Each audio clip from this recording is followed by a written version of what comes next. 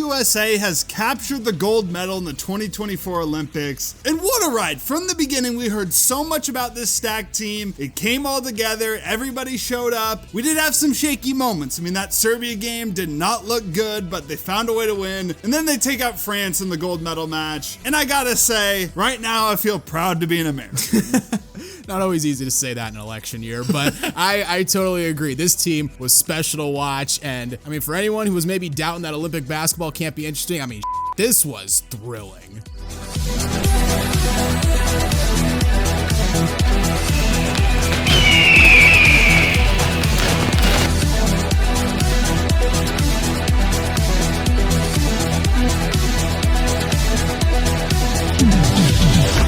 Before we start talking about Team USA taking home gold in the 2024 Olympics, please give the video a like, subscribe to the channel, and hit the notification bell so you never miss out on any new videos. First, we'll do a quick recap of what happened going into the Olympics. We literally just made a video on basically that, so if you want more context, check that out. We'll link in the description. Last year, Team USA was embarrassed in the FIBA World Cup. They lost to Germany in the semifinals. Then they proceeded to lose to Canada as well in the third place match. I mean, to be fair, we didn't field our best team. We fielded some good guys like Jalen Brunson, Anthony Edwards is on that team, Tyrese Halliburton. Those two guys are also on this Olympic team, but overall, it wasn't the best of the best, so we had to respond with the best for this Olympics. LeBron, he gave it one last ride. Steph finally made his Olympic debut. You got KD, one of the best US Olympic players ever, maybe the best. Tatum, Book, AD, Bam, Drew Holiday, Kawhi, like we mentioned, Anthony Edwards and Tyrese Halliburton. And then the huge news came when Joel Embiid decided to play for Team USA, because that was their big weakness, like a really huge, dominant big. Like other countries, they got Jokic and Serbia. Greece has Giannis. US had like AD and Bam, but Embiid is another level, big ass dude. Managed to flip him from the French. Yep. Had a verbal commit to the French. You know, Cameroon was another hat on the table. Yeah. Threw them both to the side, put that USA hat on, baby.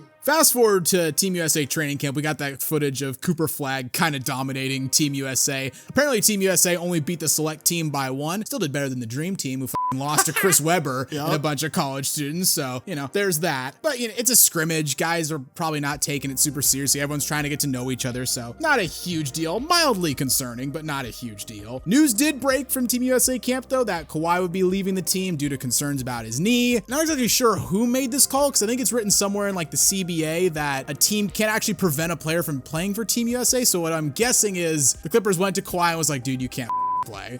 Yeah. We're not gonna force you to come home. We're just gonna be like, we need you back. Please. And really, that was the least surprising thing to come out of all of this. Like, I would have loved to see Kawhi. He added to the aura of all these superstars. I kind of feel bad for him, yeah, honestly. I do too. They replaced him with Derek White. A little bit of controversy around this pick because Jaylen Brown was snubbed. So you have the finals MVP getting snubbed and 3 players on his own team playing for Team USA who made it over him. A little bit weird, but... Well, their logic was like, oh, Derek White's a role player. He's going to come in and play his role. But it's not like they replaced Jaden McDaniels on the team with Derek White. Yeah. They replaced Kawhi. So was Kawhi going to be a role player on this team? I guess. The warm-up games, we definitely had some concerns. We highlighted that in our last video, like we mentioned. The defense wasn't great. There were a lot of turnovers. Weren't shooting the ball particularly well, but at the same time, they went 5-0. I mean, they beat Canada by 14, took out Australia by 6, dominated Serbia, which was a really good look because they were seen as tough competition, maybe the biggest competition for Team USA this Olympics. Then you had the South Sudan game they won by 1. That was pretty concerning, but whatever, maybe you just completely overwrote them. And finally, they cap it off beating Germany by 4, another team that was going to be tough competition. So LeBron dominated, he played super well, and you didn't have KD, who was obviously going to be huge for the Olympic team. We were concerned a little bit, but at the same time, we were very confident going into this Olympics. Yeah, and as soon as Olympic play opened up, they proved why we were so confident in them. They played against Serbia in the opening game of the group stage. Like you said, maybe their biggest competition along with Canada. And with KD back, I mean, he was just hooping in the first half. Hit his first 8 shots, 21 points in the first half. Capped off the half with a fading buzzer beater that gave the U.S. a 9-point lead going into the half. And then the second half, we saw some lobs, some highlight plays. Steph was hitting threes. U.S. wins 110-84. The only real negative thing about this game, and I'm not even really sure if it's a negative, more so kind of just like a weird talking point. Jayson Tatum didn't play a single minute in a game this team won by 26 points. Yeah, that was honestly mainly just funny. Like, Steve Kerr was asked after the game and he said he felt like an idiot, which is kind of weird to say given the fact that Tatum had another DMP later on we'll talk about. But overall, I mean, it's one of those things, like, it's a stacked team, shorter quarters, it's hard to play everyone. But he wasn't the only player to get in DMP. Joel Embiid, the very next game against South Sudan, he received his own. A guy who just won MVP. He's the most recent player on this roster to win MVP. And the guy they recruited super hard. They're like, oh, we need you on Team USA. And then you get into the Olympics against South Sudan and he doesn't see the floor. Yeah. Jayson Tatum started, and credit to South Sudan for a bit. They kept it close early, but US goes on a big run to end the first. They led by 12 at the end of the first. Tyrese Halliburton comes in the second. He hits a couple threes. The lead's up to 20. And from there, South Sudan, they're not coming back. Team USA wins 103-86. A balanced scoring attack. 6 players score double figures. Bam leads the way with 18. And now they got their next game against Puerto Rico. Last game of the group stage. I mean, Puerto Rico, they had it close early. I mean, they were even up 12-6. Jose Alvarado hit a 3 to give him an early lead. There's always going to be some like NBA role player that just hoops at the Olympics. Yeah, credit to him for, showing out for Puerto Rico. But I mean, the US, they closed the half on 18-2 run. Anthony Edwards in the second half was just making crazy plays, and they win 104-83 to go undefeated in the group stage. Now into the knockout stage, the U.S. matches up with Brazil, and this was the most dominating performance the U.S. has had so far. Took an early 16-6 lead thanks to a 3 from Devin Booker, led by 12 after the first quarter. Brazil hung around for a bit and even went on a 10-0 run in the second quarter, capped off the half with a LeBron to Tatum alley-oop from an out-of-bounds play. That put the lead up to 27, and I mean, Brazil ain't coming back from a 27-point deficit against the Justice League over here. Yeah, they controlled the game. They won 122-87, and they were just on fire from 3. They shot 48% from 3 this game. Booker led the way. He shot 5 of 7 from 3 and beat a perfect 3 of 3. Anthony Edwards 3 of 7 from 3. And also very notable this game, KD passed Lisa Leslie to become the all-time leader for Team USA, both men's and women's Olympic basketball play. So shout out to KD for that. And then the US played Serbia for the 3rd time. And I don't know about you, but I was very confident going into this game. Oh, why wouldn't you be?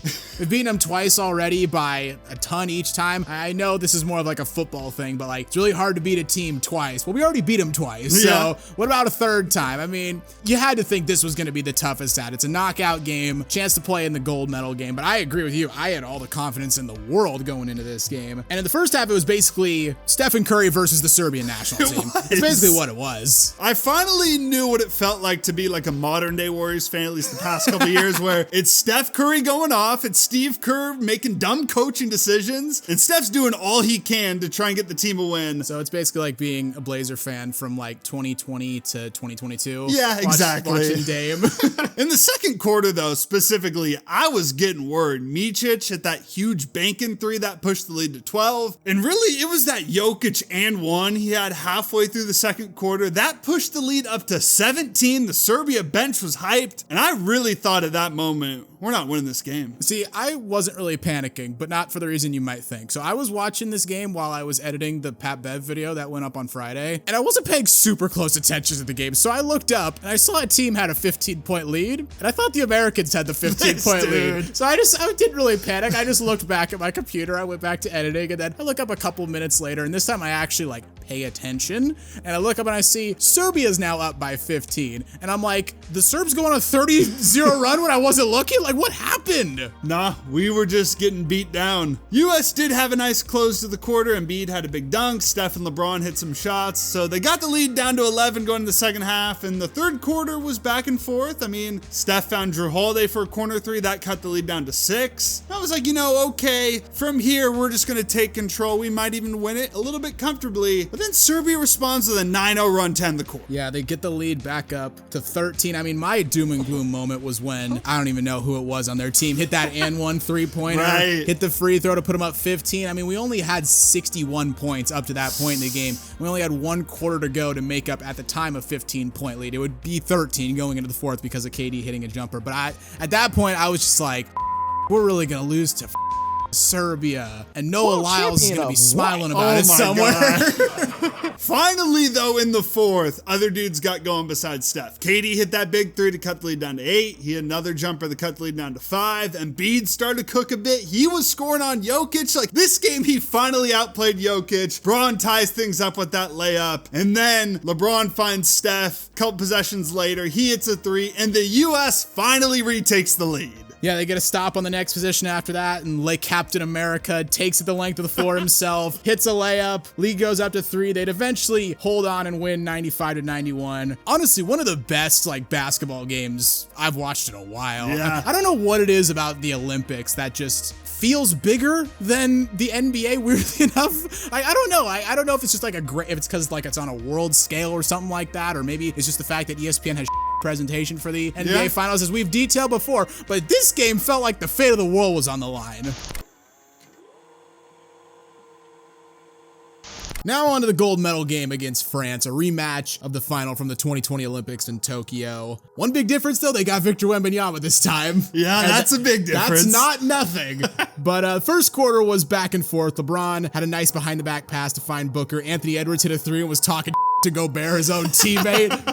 Love that. That was amazing. But France was able to keep it close. The U.S. only led by 5 after the first quarter. Second quarter, U.S. started playing a little bit better. Looked like maybe they were going to pull away. They got the lead up to 7 off an Anthony Davis dunk. But France immediately responded with an 8-0 run to take the lead. And at this point, this was the moment early where I started to panic. I was just like, are the French going to do it to us like the Serbs almost did? But from there, the U.S. did extend the lead. Book and Steph, they both hit 3s. We had a nice play where LeBron found Steph. Then he kicked it out to KD for a 3. That put the lead to 7. But then on the next possession, this dude, Yabusele from France, dunks on LeBron. And I know the Clutch PR team is going to be working overtime to scrub that dunk from the internet. Oh, it was blind panic in the headquarters of Clutch. Still, though, even with that happening, it looked like U.S. was starting to open things up and take control. Curry hits another 3, Book gets an and 1 on a fast break. That got the lead up to 10. But then this dude, Yabusele, he responds to a layup at the buzzer, gets the lead down to single digits. He was low-key balling out, and Blazers need to call him up.